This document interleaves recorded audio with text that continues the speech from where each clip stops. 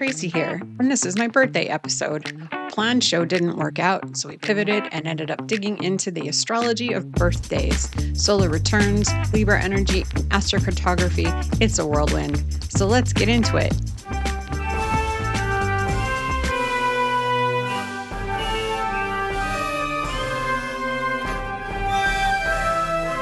Welcome to Sky Notes on August 29th, 2025. Our guest has not made it.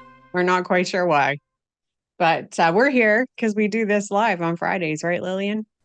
We sure do. And the reality is the tech has been agonizing today. I don't think anything has worked the way we expected it to. So we have grave apologies. We really are looking forward to talking with Alex. Of course, we will reschedule her, but we thought it'd be best for this sort of truncated live, considering the tech, that we talk about something else. So That sounds great. And we can't wait to talk to Alex for sure. I mean, we've been reading the book and loving it, so I can't wait to pick her yeah, brain.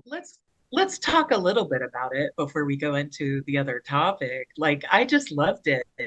I wanted to say, so Alex is an educator in the UK. She's from right on the border between the US and Canada.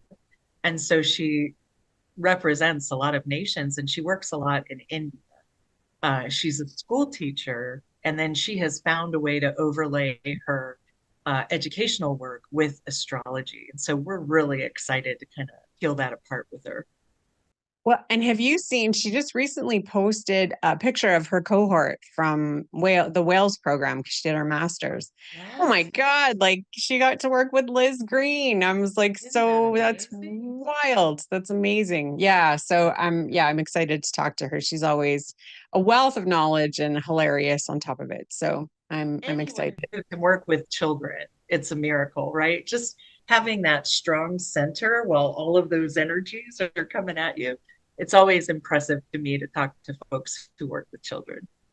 Well, and especially somebody who was attracted to older kids. Like Yeah. that's one of the things that she says in the book is that, her goal was to work with high school. It's like, ugh, teenagers run. First of all, the smell. Well, just the hormones, There's so and I get many. what you're There's so saying. many hormones. Yes, a Yeah. lot. Yeah. So, yeah. Yeah. It's a lot to Anyways, so I manage. have a lot of respect because that is something that I don't know that I could. I think I could handle the kids, but the parents might. I don't know how the teachers handle parents. I'll be honest. It's literally where the civilization rubber meets the civilization road, teaching. Agreed.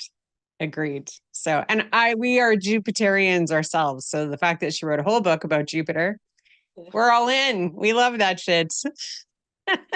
I went so fast to my Jupiter, the Kindle pages were burning. Well, and here's the thing that's really fascinating about the timing of this. And so we talked about pivoting to talking about solar returns because it's my solar That's right. return. Just a few Is hours it? ago, it hit. Yeah. But you know what's so wild is that my solar return for this year, whoever doesn't know what a solar return is, it's the moment the sun returns to its place as the moment you were born. You figure out the chart for that, and it gives you the themes for the year and that kind of thing, and kind of Yeah. places of difficulty, places of ease, general themes. And so I have Jupiter exalted up in my 10th house of this solar return, and my natal Mhm. Jupiter on the ascendant of the solar return. So it's like it is a Jupiter year for me. So it Wow. wasn't, and it didn't hit me till yesterday that we plan on talking about a whole book about Jupiter today. So the timing was pretty great. Yeah, I want to it's pause this for a moment and go back. So, the University of Wales is where a lot of really fantastic astrologers go and get a degree. And Liz Green, who we mentioned, is standing is a giant on whose shoulders we stand, who was from the 70s or super active in the 70s and 80s, bringing rigor to astrology and working on those courses. And then with regard to Jupiter, I love when we go over our charts. I want to say that Tracy and I have benefited from having year after year of pretty good charts going on right now. And you can kind of hear that we're like, look, There's this in the bag and this in the bag and this in the bag. So how do we crack that open? What's so good about Jupiter on your 10th, in your 10th and Jupiter on your ascendant? Well, and that's going to be really different for everybody. Yeah. Jupiter is going to bring opportunity and expansion. Your 10th house is career.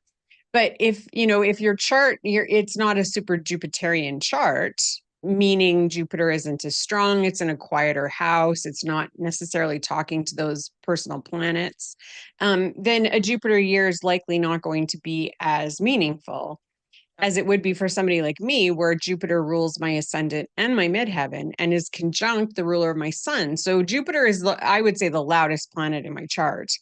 And Got so to it. have it move from where it sits in my seventh house in my natal chart to the ascendant just means it's there, right? It's going to be Jupiter is going to be Yes. doing a lot of the heavy lifting this year, and so Yeah. that can bring wonderful opportunities. The one of the things too, if you're having a Jupiter year, anybody out there, saying no is something to practice during a Jupiter year because it can bring too much. And Wow. then, yeah, and then you've committed to a bunch of things that once it's not a Jupiter year anymore, you have all of this stuff that you said yes to. So, yes, that is always the risk with Jupiter. It's so interesting because I think about Saturn, right? And Saturn also brings an amount of opportunities, but they are grinding you from the beginning. You are feeling the work of it from the beginning. So maybe that no comes easier. You're like, oh my God, no, thank you. But Jupiter just goes, sign right here. This is going to be great. And then leaves you with all that grueling work afterwards, right? Like that's kind That's of the vibe. exactly right. Yeah, yeah. I mean, you're fortunate if you're born with an easy conversation between Jupiter and Saturn, because Jupiter will bring you opportunity. Saturn will give you the tenacity to actually do something with it, right? You can't have one without the other. You still have to say yes and do the work, right? No matter what the opportunity is. Well, I can't help but bring up something from my chart just to say that Jupiter Saturn relationship can be tricky. Mine is it a quincunx? No, it's the other one. Oh gosh. Now I'm being silly. It's Semi-sextile it might be or semi-sextile. in conjunct. Let's say in conjunct. Let's say in conjunct. I think it's something else. It's one of the other ones and it doesn't matter. But let's say it's an in conjunct, which is when you're looking for complementary angles between your planets, that is not one. That is, it looks like a picnic table, straight line, little lines underneath. That's what the glyph looks like. And it suggests that balance is an eternal quest. And that's what I have between my Jupiter and my Saturn is Saturn just saying, no, no. Yeah. Or Jupiter going, I'll take care of it. I'll take care of it. And then Yeah. running away. So mine are, it's the tightest aspect in my chart and it's an applying quincunx. And so what I can tell you about Wow. it is that the dream doesn't always connect to the work that I put in.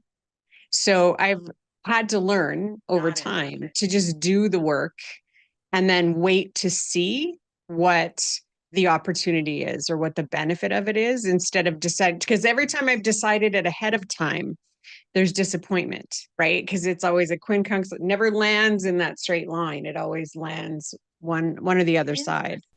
Interesting. And Interesting. I tell people in consult, like if you've got a strong quincunx, there's a lot of faith and a lot of, you need to be able to detach from the outcome, because Right. the outcomes are not, first of all, they're likely to be better than what you planned, but you have to Yeah. be able to see that. Yeah. You know what I mean? You have to be able to Totally. see that something not going the way you thought it would can still be positive. So that can be tricky for some people for sure. But For a lot of yeah, people, I mean, we want things to go as expected, right? We want to say what we're going to do and then do it. And all of the variables are what we're working with, right? To remediate and deal with. So that's very interesting. So if you were to start, like, what was the prep for you as an astrologer for your birthday coming? Is there a consultation you do for yourself? Is there hmm. acclimating to angles that are coming or Hmm. uh, I didn't transit? do any. Okay, this is what I did for Got it. sure Yeah. because I obsessed over what I was going to do. And so, and of course, being a Virgo, I can make things a bigger deal or more complicated than they need to be. What I ended up doing was just clearing away some things, having a very purposeful clearing shower this morning around the time of the solar return. I'm starting a 1 year in numerology, and so I've really the last couple of weeks actually been concentrating on ending and getting rid of it. And that'll follow through into the eclipse season as well. Like I'm not done yet, but it's the goal to start this new 9 year cycle fresh and coming at it from um probably the best solar return chart I've ever had. I don't think I've ever had a solar return chart that's this nice. um I don't know of any solar return chart I've cast that is that nice. mm, yeah, yeah, so I'm gonna milk that for all it's worth. Yeah.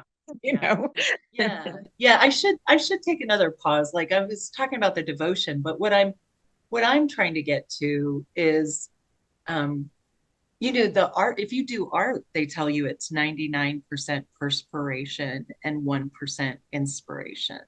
So the idea that we go into jobs that we love and just, receive grapes and, enjoy ourselves, that is not true. It's all the same stuff. It's just we're doing what we love. So there's that extra excitement and pull. And so one of the things I've heard about Jupiter in particular, or opportunities in particular, is that most people aren't prepared, like you were saying, for the work that comes after. And that is really the proof in the pudding. That's the eating of the thing. And one of the things I love knowing you is this sense of preparation and accommodation and building systems so that when you're online, things go. And I'm not saying smoothly because look at our crazy tech world. Are you kidding me? Good luck. I mean, yay. I believe, like when I worked at Microsoft, the rumor was Bill Gates had multiple laptops that were mirrors of each other and that they would just shuffle them out like decks of cards when the computer failed, right? Like there wasn't the perfect computer. There was the ancillary system of things that put things right. And coming into a Jupiter year, to me, I would think that's an enormous amount of ectoplasm around you all the time. And that if you're prepared and doing your work, you can just slot that somewhere. You don't have to ask for the extra energy, and it's not going to be as distracting, right? So being prepared, what is that saying? If you stay ready, you don't have to get ready. And these things right. are for Jupiter times. Yeah, absolutely. Absolutely. Yeah, that takes me back a little bit to what Lara Nalbandian talked about with Saturn and doing like the work of the next house while it's, not there yet. So Yeah. that you can really use that energy when it actually hits that part of your life. Yeah. Which I heeded because when I heard her talk about that, Saturn was sitting in my 12th, and knowing it was going to cross the ascendant and move into the first house, I was like, I did a lot of preparatory work and tried to mitigate Yeah. some of the difficulties that might have brought. So yeah, I I have an Aries moon, if people don't know that, but I don't have a lot of patience. And I had a client remind me this week, she also Virgo with an Aries moon, reminded me that impatience and that loving to start things. And that's been one of my issues my whole life, is that I love to create things at the beginning, and then once they're done, it's like so learning to actually continue with the process and find new ways to get excited about things has been Yeah. the work for the last few years. So hopefully the benefits of that are obvious this year. That's Hopefully. what I'm putting out there. Hopefully. Hopefully. Yeah. Yeah. Yeah. Yeah. Yeah, for sure. Yeah. I like What that. kind of ritual do you do before your birthday? It's such a great question. I let's see, how do I frame? So my birthday's in December. I just had the funniest conversation where somebody said, "Oh, I was born on the same day you were born, but in March." And I went, "Oh, an Aries," because I'm an idiot. And then they said, no, I'm a Pisces. And I was like, I get paid to do this. And then I was like, God damn it. I hate sun sign astrology so much. And for some reason, I can't see the spring. The Aries to Taurus, Pisces, Aries to Taurus is just like, why did God do that? That's really weird. But to bring it back to prep for my birthday. So let's see. Right now, I'm not prepping for anything. So I'm trying to feel what that feels like. And that feels like a lot of what you're talking about. Like for some reason, there's a purge on and it's super serious. And I just got it. I've been writing in my journals for the last 3 days. Get rid of 50% of your stuff. Be okay with that. Find out what that looks like. And it's a real shocker to hear that coming from myself, but that's like an indication of like the baseline. How do I prepare for my time? Is I'm listening for what comes, right? And so this year I'm going to be 59, and that's the end of a cycle. I haven't looked at the chart. I haven't looked at the profection um, because so much purging is going on. And the other message I'm getting is you're purging because you don't know what's coming, and it's coming fast. So I'm kind of like staging my house to sell it or something. Not literally, don't get that, but like everything's lining up and I'm letting it Yeah. and I'm supporting that. What I did for my Mars return is as soon as I saw it coming, I started thinking about where Mars is in my chart, what it would do. If I think about my training with solar returns, which, is quite deep, but the superficial, like, what do I grab at? I think about where's the ascendant going to be? Where's it going to show me what's coming up for me? And then I find that ascendant in my natal chart and I look at the house of that and I say, that house is going to be significant for this year. And so let's see, are there any other things? So yeah, I look at the perfection and the ascendant first, since I'm so far out from it. And I would start working on those elements. There's some stuff I'm doing right now that is really taking the place of that, which is the daily planetary observations. You know how each day has its own planetary connection and Yeah, yeah, yeah, yeah. it has an effect. And so I'm living in that right now and it's pretty full. But yeah, that's what I would. Nice. Nice. Weirdly, for my Virgo, it was a whole like sacred setup and you know disambiguating or distinguishing what is strategy and what is overcomplication, which for me usually involves asking someone because I love overcomplication. Well, the other part of the solar return story that I didn't mention was that so it's by perfection, it's a Mars year, it's a Scorpio year. Oh, hey. And in the solar return, Mars is in my first house. Yes, I feel it. And so there's a Martian, which, because I'm on a waiting list for a knee replacement, it could be as simple as that. It could be Surgery. as simple as surgery. Yeah. Yeah. But I need to keep in mind that I've got a very strong Martian energy happening this year, And why which can would you bring need to? some energy Why? and conflict. Uh, Oh, I'm laughing because we've had so many technical difficulties that I let my Mars out when I'm fighting the computer. And no offense, computer, no offense, technology, but if I need to yell or be whatever, a tantrumy 2-year-old, it's only going to happen when I'm alone in front of a computer, inshallah, right? Like that's my goal, right? I don't want to upset myself. I don't want to upset other people. But my goodness, that Mars stuff, it's not an internal process, right? It's no. divination.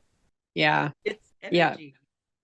And when I Yeah. think back to Andrea Gare's talking about remediations, she started with blood, y'all, when Right. she Right. talks Right. about Mars. So let's talk about that. Are you thinking about getting any tattoos or kickboxing? Oh, funny. Not Well, kickboxing. what's interesting is that I just did a whole bunch of blood work not that long ago for my doctor, and low iron was something that popped up. right? So that's another that's ruled by Mars. Super. So I'm going to be doing some Mars remediation that way, anyways. Right? Oh, I know. yeah. Like it's bizarre how it's been really literal, I'm gonna Yeah. say, Yeah. leading into this. Like to add the layer was, had a colonoscopy before my birthday just to clear out all those that Oh, shit. right. I don't recommend it, but it was probably the best thing I could have done at the time. But I It just approached that seems, even from a magical place. Like I really approached that from okay, we are purging, and it was yeah, it was effective. oh boy, did you purge too, from what I heard. Okay, so hold on. So hold on. So we're talking about Mars ruling your, like by perfection, ruling your chart. There's like, there's a whole bunch of planets that could rule your chart by perfection, right? Like Saturn, Venus, like Yeah, depending on the house that you're, yeah. So whatever. So this year for me, and again, it's a ninth house year, and my first book is coming out. Like, so there's like lots of really great things that are attached to the solar return that are really obvious. But yeah, so whatever planet is ruling the house that you're in, because every house is a year, right? And that's so right. and it's the only thing that I use whole sign house Yeah. systems, because you Perfection. really can't. I've tried with Placidus and it doesn't give you the information at all. With any of the other house systems. Um, but yeah, so this is a Scorpio year for me, and traditionally Mars is in charge. So ninth, and it's personal because it's sitting in the first house of the solar return, in the seventh house of my natal chart. So I don't love that part, but I do I don't feel know. like, I kind of love that part because you've got your freaking anniversary on your birthday. So yeah, I kind of love it so hard. yeah, yeah. Um, what was I going to say? Oh, sorry. But I feel like the other thing, like once the knee replacement's done, I have more movement, which is also an extremely Martian thing, right? Yeah, Mars rules our muscles and our motion and how we move forward. So I like absolutely. those themes. I'm going to stick with those themes instead of conflict, Well, road it's so rage. funny. It's funny that you say that, right? Because that Scorpio stuff being an emotional place, I find Scorpio to be like 99% protection when you talk about emotion. I know that we think of Cancer, the sun sign of Cancer, as like emotional and protective. There's the symbol of the crab is pretty telling, right? There's a hard shell. But Scorpio is like the decorator crab. You're not even going to see it. You're going to see kelp and seaweed.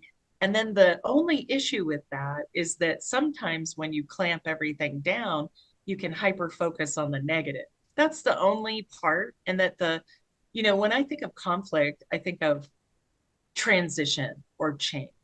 Do you know what I mean? Like, I don't think of conflict as bad or unnecessary or meant with ill intent. But a lot of people will tell you they are. There's a whole world of people who are like, if you speak sharply to me, that's it, because I cannot tolerate that. And wow, the world they must live in must be super soft. I can't do that.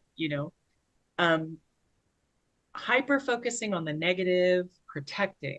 So, what is the like yummy manifestation of that? It is the releasing of things and the access that you personally could have to flow. Like Mars is gorgeous when it's working. It's giving you vitality to support the sun, to support who you are. It's in this case, in the first house, it's yours, not mine or anyone else So we can't kind of chime in and go, hey, Tracy, I want you to do it like this. Or you'll feel more inclined to go, hey, fuck off. That's my business. So I kind of like that. Yeah, well, and so Sam Reynolds came up here and did a workshop with us on our how to find your daemon, was part of it. That was the I love second part of that. the workshop. Yeah. Yeah, and it essentially you scored, based on dignity, on placement, on all of this stuff, how many, like I came up, my daemon was Mars, so the spiritual side of Mars, because Mars is it's talking to the most things in my chart. It's the loudest, it sits up at the top, right? And I love when you start layering all the pieces of astrology together, like by progression, my sun went into Scorpio at the beginning of the year. So going into a Scorpio year feels like an initiation of Yes, actually kind of understanding that new solar energy and yes. giving me an opportunity to learn how to work with Mars in maybe a different way. So I really love that. And um I also got a groundwater trine, the Oh, girl with no water in her. So wow. the universe is saying you're going to be dealing with some emotions this year. I don't think I'm going to get a choice on that. Well, it could be that you can deal more deftly with emotion. Do you know what I mean? Or that you have a chance to do that. And then I hear the word start a lot. Is that related to the first year perfection? Say Like, that again. Sorry. sure, sorry about that. So in my mind, when you said the Mars year by progression, let me take a step back because I just got it. When your sun changes, how many years has passed? How many years does the sun sit in a sign in progressions? 30 years. So you just So have I've no had a idea. Libra sun for 30 years. And before that, for 24 years, a Virgo sun. So, and I can tell you that within like hours, days of that changing, my Libra tendency to want to make everybody else happy came down about 20 degrees. People keep saying, well, how does it feel? And I kept saying, because I don't give a shit. That wasn't actually the truth. I No, of just course gave not. less shits than I ever had before. And Wow. that was just a wild, absolutely wild experience because in my chart, I've got a bunch of Libra. So to have the sun Yeah, also sitting in all that Libra yeah. was very much, was working Wow. that Libra energy hardcore. And Yeah. as soon as the sun changed, it was just like, there's another way to do this. And it doesn't have to be to make everybody else happy. So I don't yeah, I know. feel like there's a Scorpio exploration this year that I'm And excited then about. so that's good. And then what I was getting to is with Mars in your first and the new perfection year, it I was trying to see which one of those carried the weight of this new beginning, right? Hmm. They all do. A 30-year Hmm. shift is nothing light at all. What do No, you think? definitely. I mean, the first time it changed for me, I moved very far away. Yeah, Um, and that's common because you're a new you.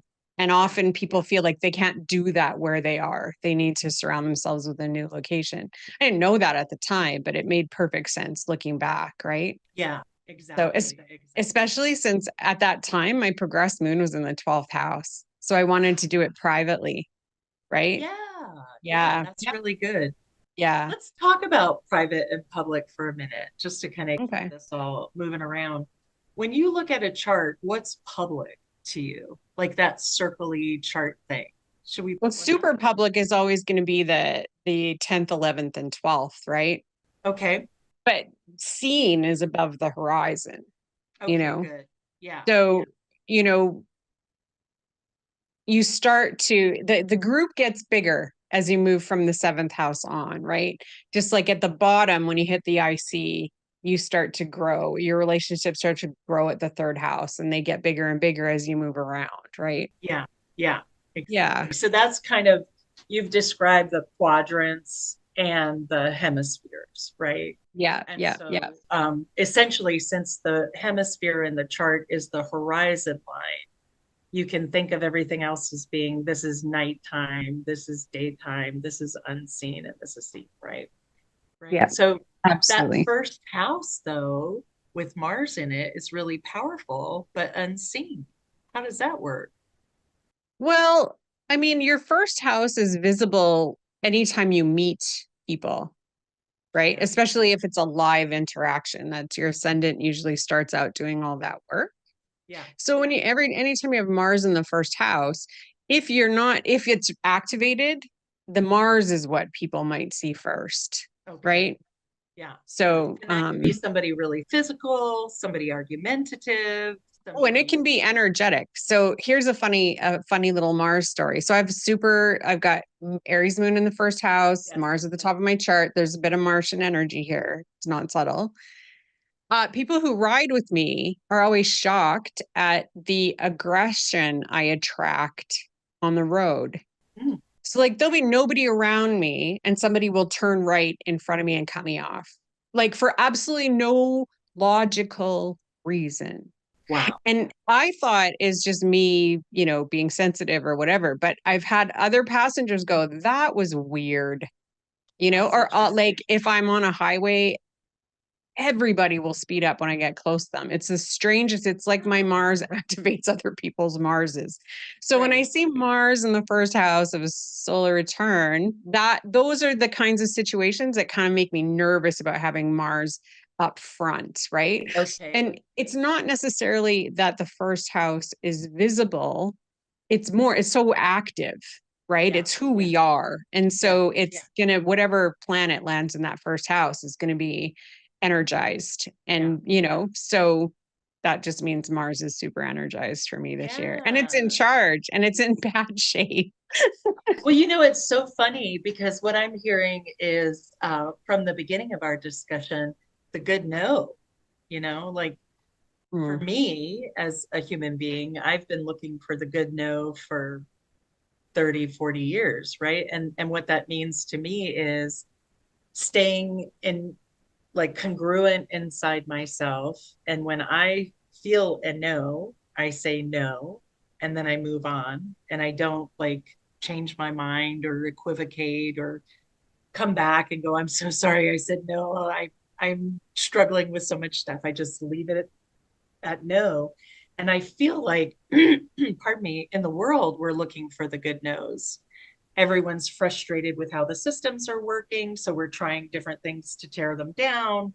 Everyone's frustrated with their neighbors. So we're trying to call them different names to figure out how to get them in line. And in a lot of ways, like that good no only comes from you knowing where it is in yourself and then Yeah. sticking with it. And then it looks like nothing, right? Where it used to look like conflict. Because when I Yeah. hear other people are doing things with your Mars, I think, oh, Tracy, what are you doing? What is your job? You've got a lot of work coming, right? Your Mars is going to be publishing a book and speaking about it. And you've got a lot of work on your plate and things are changing all the time. So that Mars surely will be busy even without the surgery. And then the surgery might come. But let's say all of that's off the table. And here we are with you, fantastic Mars ruled human. What is the good no that you can get this year? What is the best no that you can deliver? Hmm.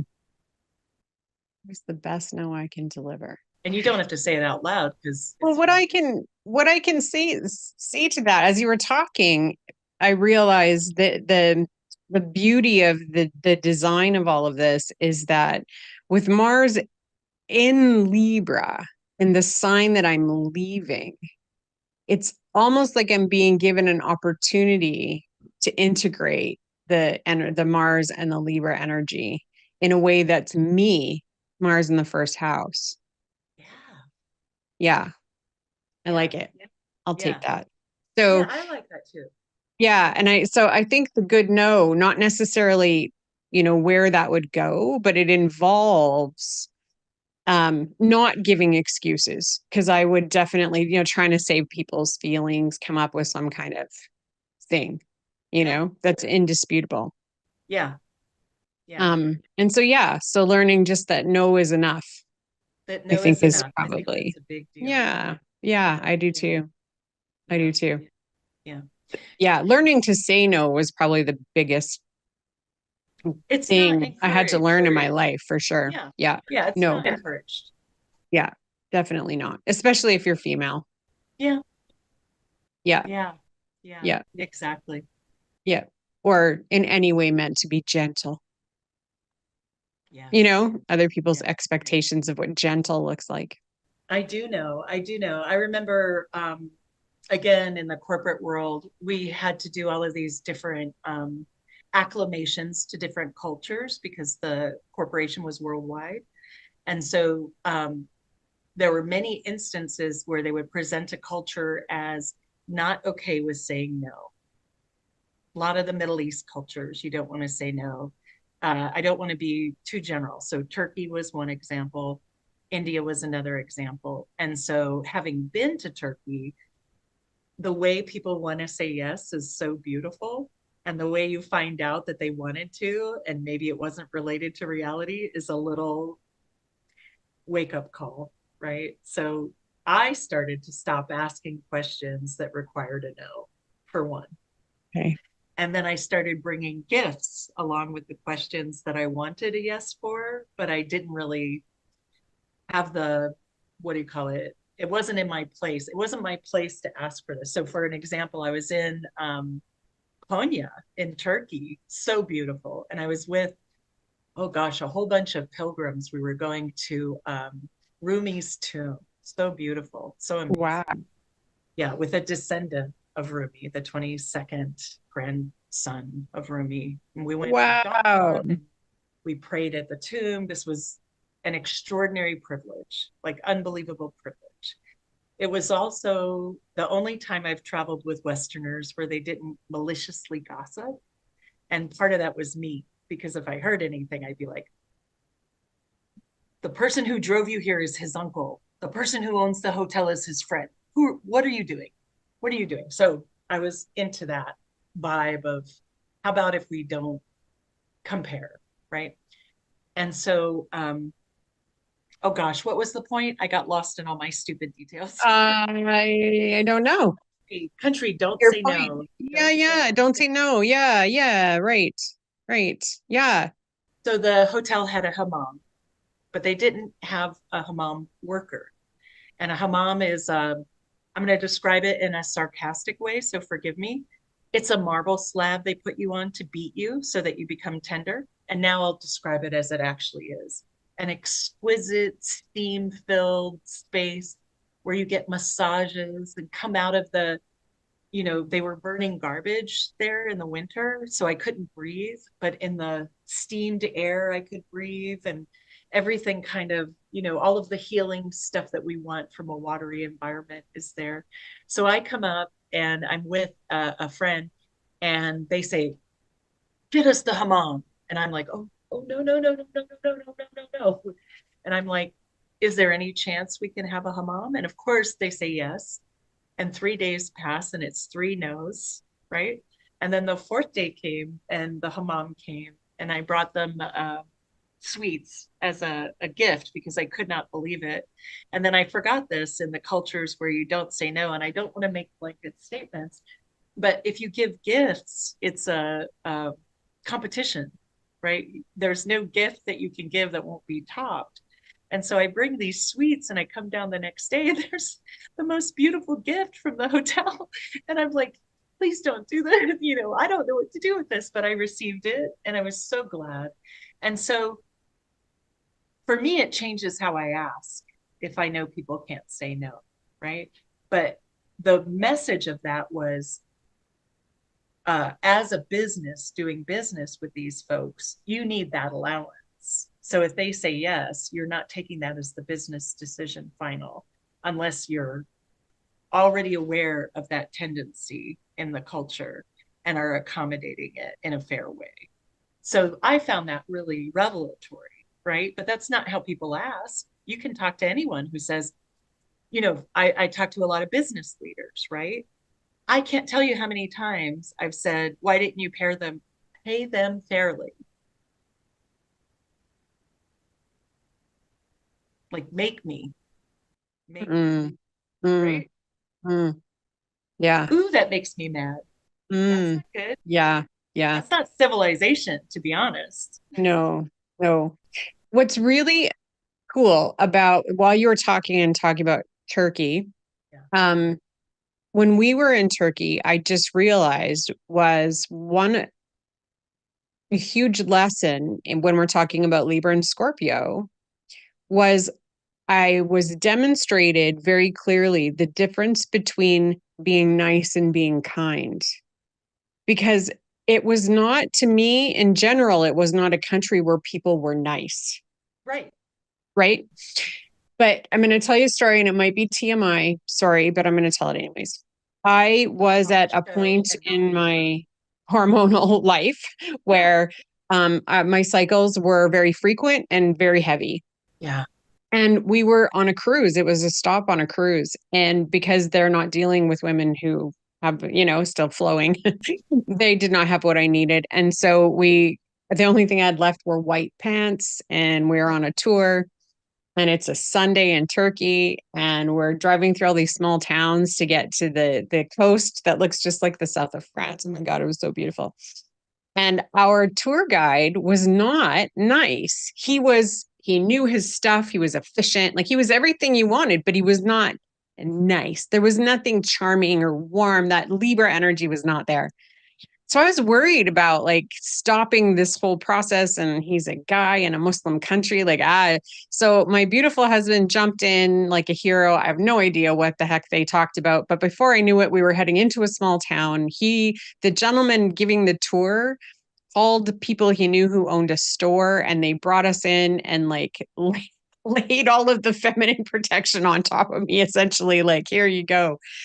And he did it subtly. He did it um, with kindness, and like he had no attachment. Like there was no emotional, he wasn't judging me in any way.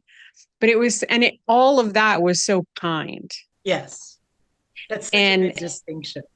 yeah, and afterwards, like it just broke so many of my assumptions Right. about nice and kind going together.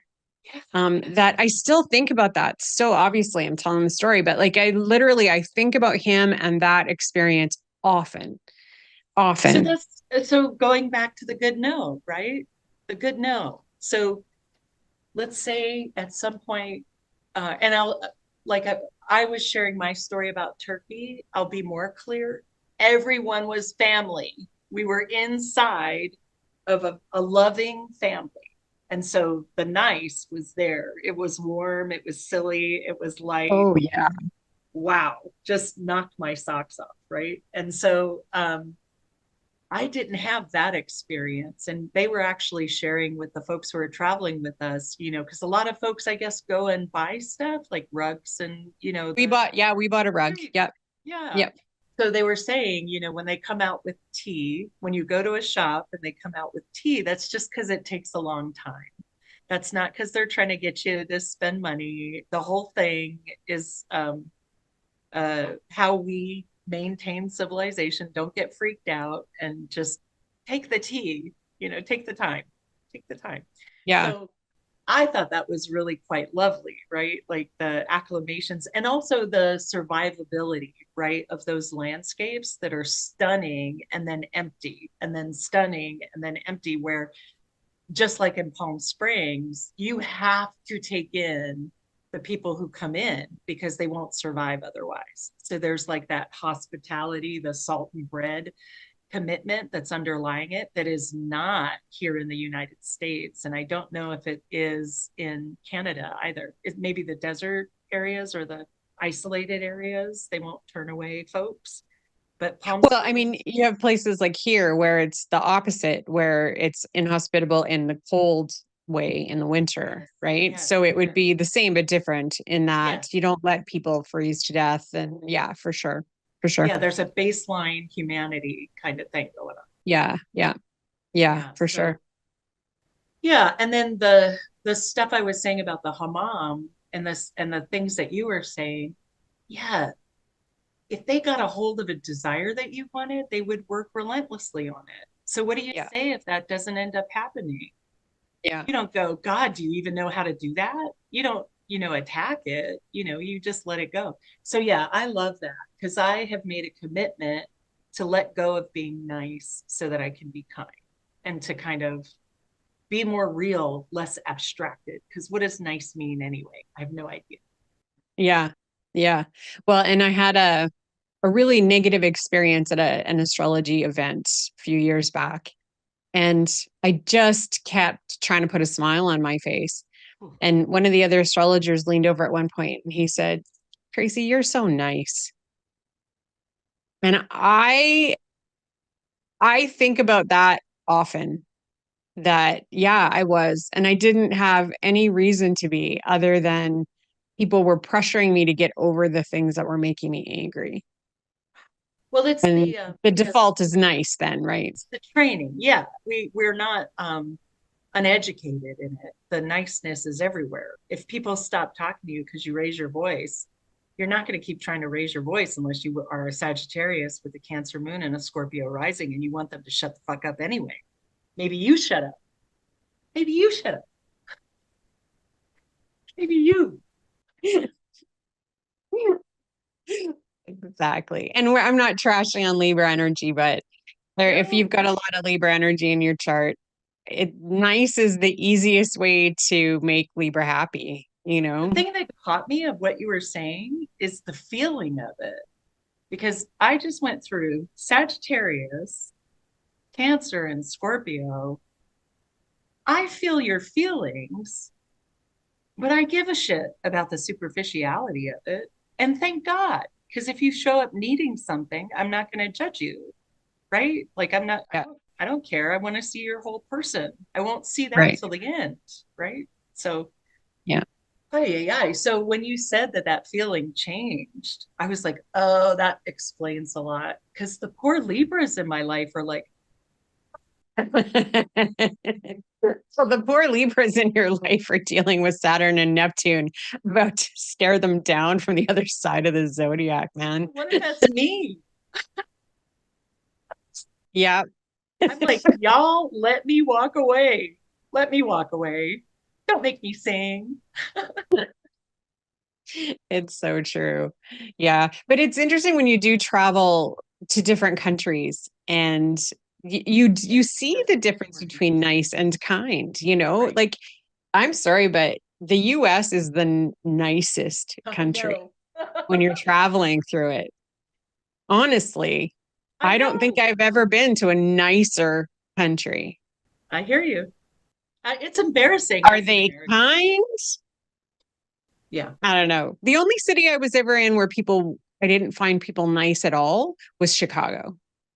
And it Oh, kind of that's was a sad. bit shocking to me because How about New I kind of York? expected, oh, you know what? New Yorkers loved me because I was so nice. Oh, And they kept going, oh my God, you're so nice. Like, where are you from? And they couldn't do enough for me. Like, my niceness paid off in New York. Oh my gosh, it was amazing. Amazing. I left New York going, I love these people so much. I mean, I loved the random screaming, like, fuck off and all the aggression. My Mars fucking loved that. You know, my Mars yeah. was like, I get to randomly scream out the window. Let me do it. Like, I loved that. But Yeah. yeah, yeah, I loved New York. That's one of my favorite places I've ever traveled, and I'd go back in a heartbeat. Gosh, we're gonna have to look up city charts at some point and have somebody who does mundane on Right, right. When I yeah. use my Sirius software, Sirius does it a little bit differently. They do the lines of the planets, but also they are lining up what fixed stars are aspecting your chart from So that plate. good.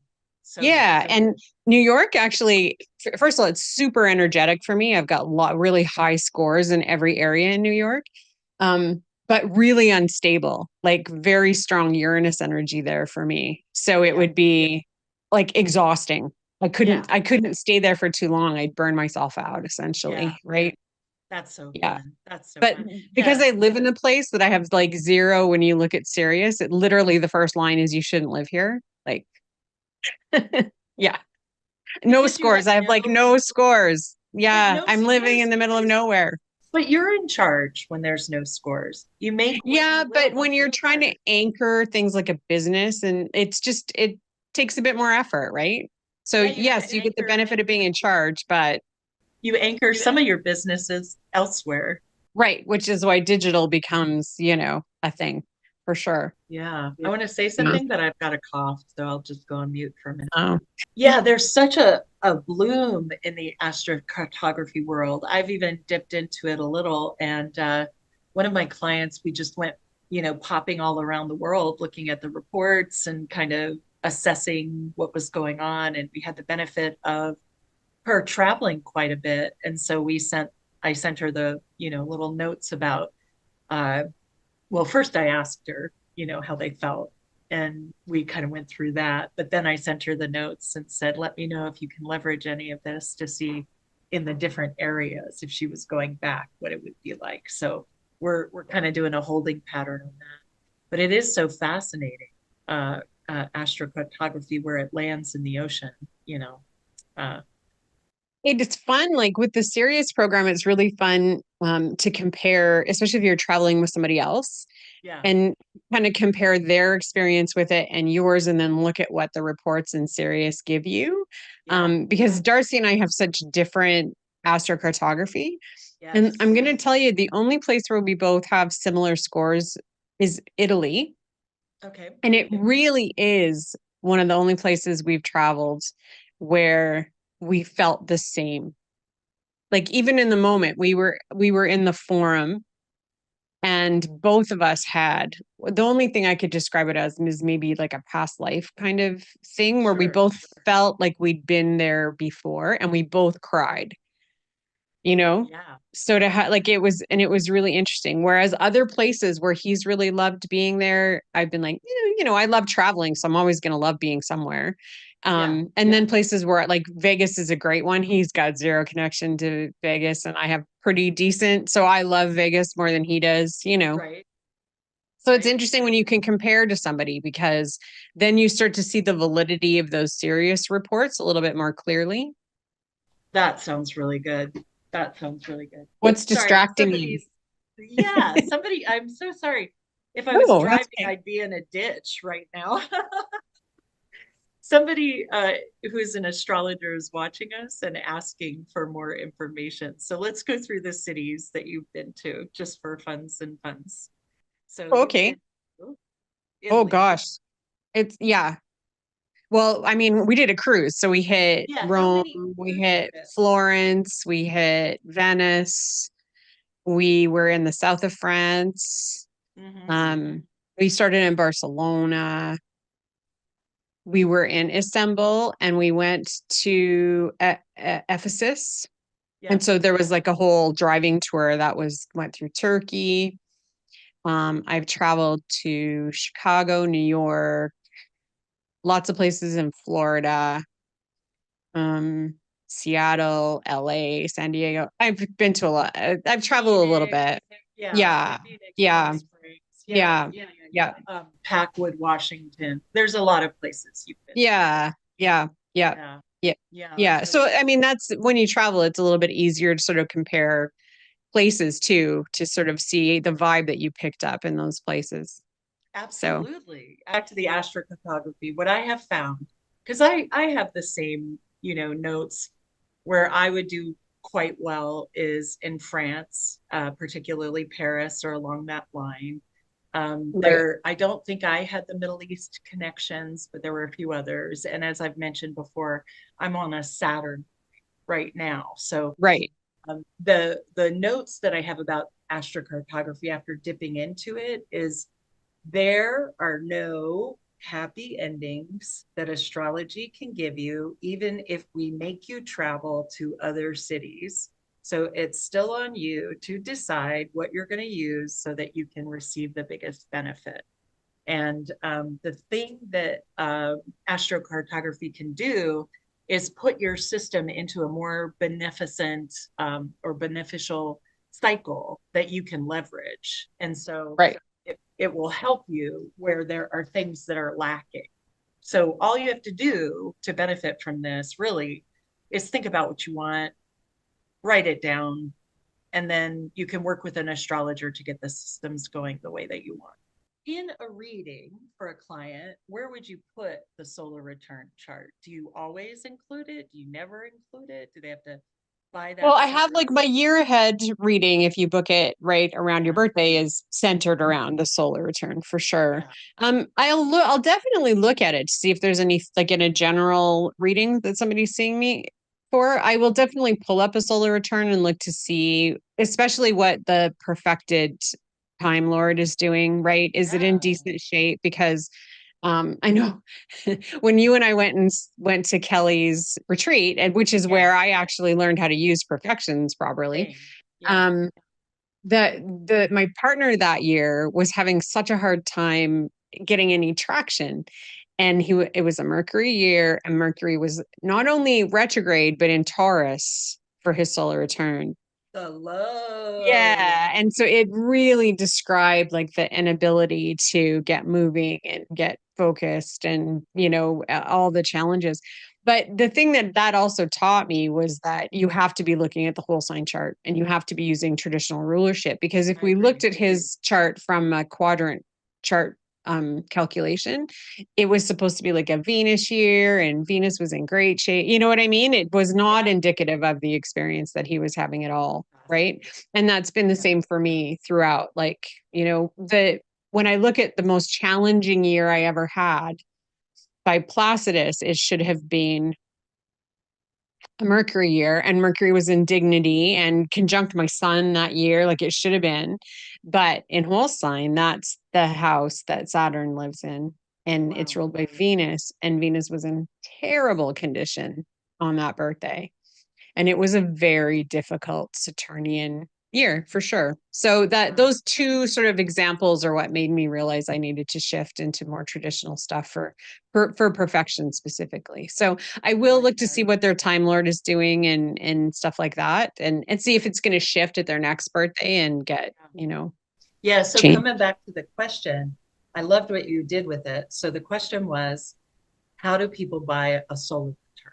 And for me, you can't buy a solar return. You could buy a reading for the year, right? Yeah, It's yeah, part of a thing. yeah. But you flipped almost immediately to perfections, which I love because that is a whole different annual readership of the year than solar returns. So can people buy perfections from you? They to me they go hand in hand. Yeah. I don't generally separate them. And Yeah. you can do so much with the perfections in terms of, what's going to happen from month to month. Yeah. Um, but you to me you need the solar return to give you the base of the story. So Right. I don't operate with them separately Right. usually. You can't buy it separately. I love that. And then I do agree with you. It's kind of like the solar return and perfections are hand in hand. They work together, they expand on the knowledge that you get from each other. It's just a win-win situation. Hmm. Yeah. Yeah. Yeah. Well, and I feel like, I mean, if somebody was to look at my solar return for this year, it's just like, oh my God, that's glorious. But then to know that it's a Mars year and Mars is not in great shape. So it's not going to be without lessons. Right. And that's cool, right? But Yeah. you want all that information, right? You don't Yeah. just want part of it. No, you do. You do. And So I like that. That's a really good point. So in astrology, modern astrology, we've changed who the rulers of the planets are. And I know we've gone over this before, but it's so important because it speaks to like cultural stuff and all of the or origins of it. So uh Pisces, for example, used to be ruled by Jupiter. yeah, Now still it's is. ruled by Neptune. I know, good call. In modern astrology, it's Neptune. In ancient astrology, it's Jupiter. So Right. as Tracy's saying, we didn't give up on the ancient astrology. Do you use both rulerships? I did for a long time. I used both. And I just found that there have been very few examples where the modern rulers are speaking louder than the traditional ones. Right. I agree. They're they can both be having a conversation at the same time with the person. Uranus can be louder for somebody who's born with Aquarius energy. But I find that actually those outer planets are louder based on who they're having conversations with and where they are in the chart than as rulers of signs. Yeah. And that's just been my experience with it. Yeah, I find the same notions that you've described, like the revelation of looking at the older rulers and then going, oh, this isn't how I thought it was going to pan out. And then I do come back with, and I don't know if you do, when I see that things are going to be difficult, I think change is going to happen and change is hard to manage. I think it'll go slower or too fast. And I also think the way that it will go is so particular to the chart that that's where we really need the client to say, this is how I successfully do things, so that we can look for all the ways to bolster how they successfully do things, because it's going to show you all the ways it goes wrong. So you're just sort of piecing back together the structure of how it's going to go better. Is that something that you experience with? Yeah, absolutely. That whole idea of meeting people where they are, Yeah. and so like, especially what you're going to tell somebody who's got a super cardinal chart about change is going to be extremely different from what you tell somebody who's super fixed about Yes. change. And your Yeah. advice to them is going to not be the same, Right. right? So when Uranus was going into Taurus, I was like, I mean, it's going to happen, but the amount of Scorpio, Taurus, Leo specifically, who were coming that were early in those signs. So Uranus was going to square Yes. their charts or conjunct the sun, right? Like even people who were not huge into astrology, they could feel this coming, right? And because the fixed energy change is disconcerting, there was like this underlying anxiety that they couldn't understand. Yeah. And what I realized, and it was big learning for me as well, because we always see change as having to be big, and it's like, but actually no, for a fixed sign, if you're just not doing your exact routine every day and shaking up, you're going to have an easier time shifting into a new stream if you're Right. not nailed into the stream you're in. So Right. the advice was very different. It was more of like, try getting coffee at a different place in the morning. Don't take the same route to work every day, and pay attention, because the changes you need to make are going to present themselves to you. But if you're on your routine, on your path that's the same, you're not going to see the opportunities. You're not going to see the ways to shift. Whereas somebody who's cardinal, it's like you're going to go and you're going to make changes and you're going to do Right. the, it's different. It's totally different. Finally. Yeah, Yeah. finally. Yeah, because I Yeah. recall talking to clients and my message was different. I tend to go for if shit's coming down the pike, you're going to need a spa day after. And so that's the way I'll say, like, shit's coming down the pike. But the important message that was for the fixed people, and I'm not saying that everyone believes this, the change that's coming is not because of something you did. It's not because you're being punished. It's not because you've done something wrong. So prepare. And like you were saying, small, little, low. For me, it was observe a change you can accommodate. I would like to Oh, I like wear that. this out of my closet. I would like to wear this, that kind of thing. But it's the same Yeah. message. Yeah. I could talk to you all day. I think we've done our hour. I want you to go have a happy ding dang birthday. Well, thanks whoever was here. I sad I couldn't see the chat today, but we'll see y'all next week, where we're going to talk to Louise Eddington about series. I'm really stoked about that too. So many Schedule great express. books coming out. I'm just so happy. Blown away. Yeah. Yeah. Yeah. So we'll And talk I to had a Louise. private chat, and I'll just share with you. We made her spit out her coffee. We'll talk Oh, later about it. I'm so But anyway, excited. Love. You know what? My goal earlier in life, because I love to make people laugh, was if I had made a fluid come out your nose, I had, and we would likely be lifelong friends. hey there. Well, I hope Uh, we all have a glorious time, but you in particular.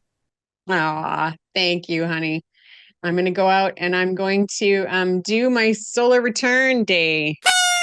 Yay. Thank you. Thanks everybody for being here. Yeah, I'm going thanks to for end the being here. stream and we'll see you next week.